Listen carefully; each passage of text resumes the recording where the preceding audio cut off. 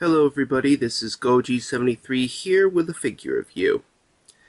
Picking up where I left off on the NECA Leatherback, here is the next and currently last NECA figure that I have picked up since my previous collection update. And so here he is.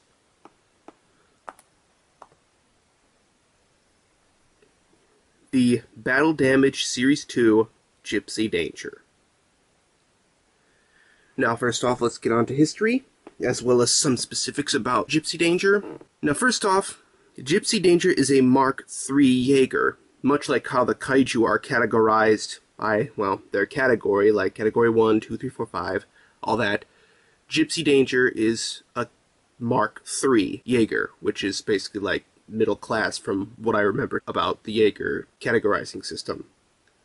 But anyway, for the longest time, the Beckett brothers were responsible for piloting Gipsy Danger until Yancey Beckett was killed by Knifehead, and Raleigh Beckett wound up working on the wall. After Raleigh came back and got his new partner, Mako Mori, or Mako Mori, however you pronounce her name, that's when Gipsy Danger was called back into action after being repaired from his fight against Knifehead. For the entirety of the Pacific Rim movie, after the fight with Knifehead, he also fights with every other kaiju that appears on screen, with the exception of Onibaba, Trespasser, and Mutavor. And that's just about it for his history in a nutshell, as well as his specifics. Now let's get on to detail. Now, first off, I did mention earlier that this is the second release of Gipsy Danger, hence why I said Series 2 at the start of the video, because there is another Gipsy Danger figure out there that was released prior to this review. In Series 1, there were 3 figures. There was Gipsy Danger, Crimson Typhoon as the Jaegers, and Knifehead as the kaiju. And with that release of Gipsy Danger, he was a much more solid blue color, and he seemed like he had been cleaned up nicely. And the difference between that one and this one is that this one, as you can see, has a darker color of blue. And if you look really closely, hope I can show you this without any sort of shadow showing it off, you'll see that there are a lot of gray scuffs all over his body. This is actually detail that's been put into the design of Battle Damage Gipsy Danger. The scuffs are to show how he was in battle against Leatherback in Hong Kong. So, I thought that was really interesting. And also, not only his scuffs, but on just details all over the rest of his body, you'll notice that there is a lot of gray smudge too there, like as if he's been burnt or whatever. Oh, and here's his turbine. And the head, and that's about it.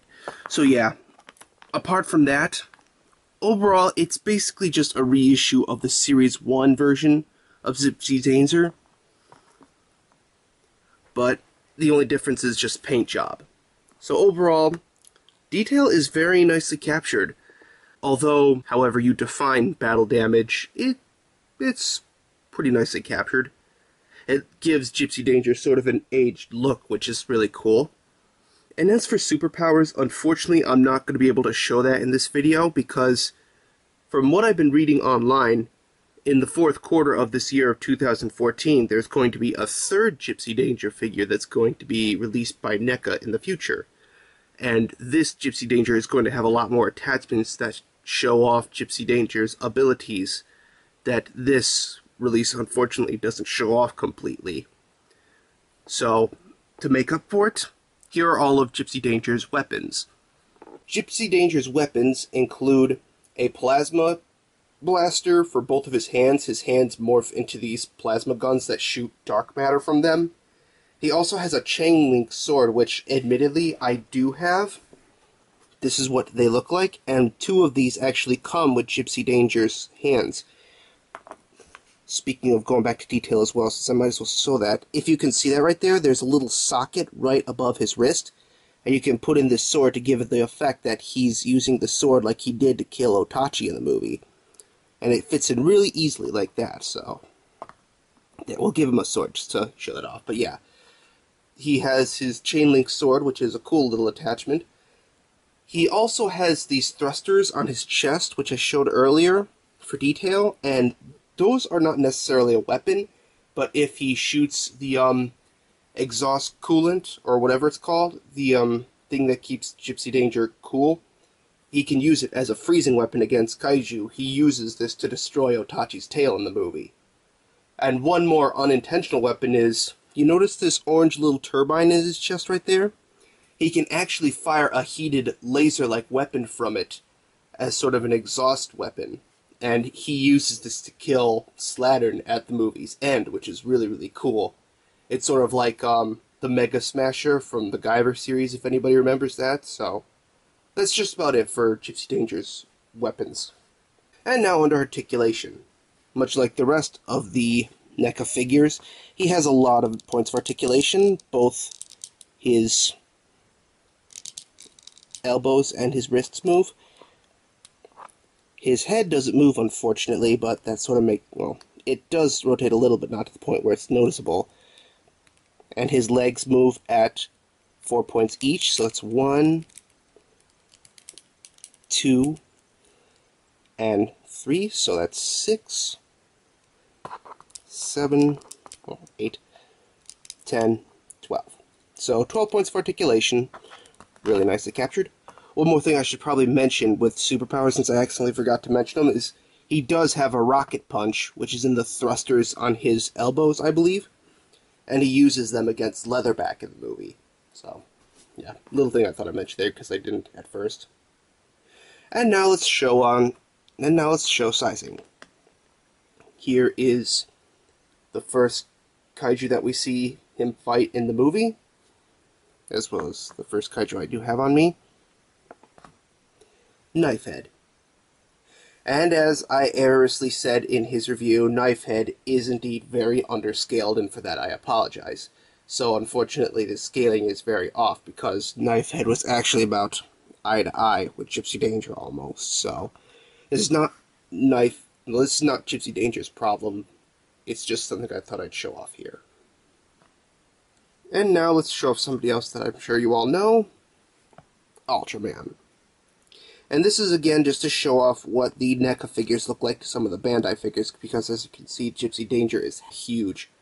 So I figured I'd show this off because Gipsy Danger is huge. He's just about 7 inches tall to my memory. So if you want to scale him up with some Bandai figures, be prepared, because he is pretty towering over a lot of them, as you can see with Ultraman here. And because I currently have him on me at the time, here is the 70s Godzilla. And again, this is just to show off what Godzilla and Gipsy Danger do look like together. And again, don't expect them to measure up, because they're two completely different companies. But again, this is just to show off how big Gipsy Danger is to the Bandai figure. So there you go. And let's pull out one more kaiju that I do have who's a little bit better in scale. Leatherback, the Category 4 kaiju. And again, I'm still a little bit leery about the whole issue with Leatherback sizing being either correct or incorrect. I'm still not too sure about that, but overall, I think it's captured pretty nicely here. And even if not, well, the third release of Gipsy Danger that will be released in the last quarter of this year, he's supposed to be a little bit taller, so if this one is by any chance out of scale, well then you can always wait for that one, which will come out that time. But overall, again, getting back down to sizing, Leatherback looks nicely scaled up here, and so there you go. Let's put Gipsy Danger back here.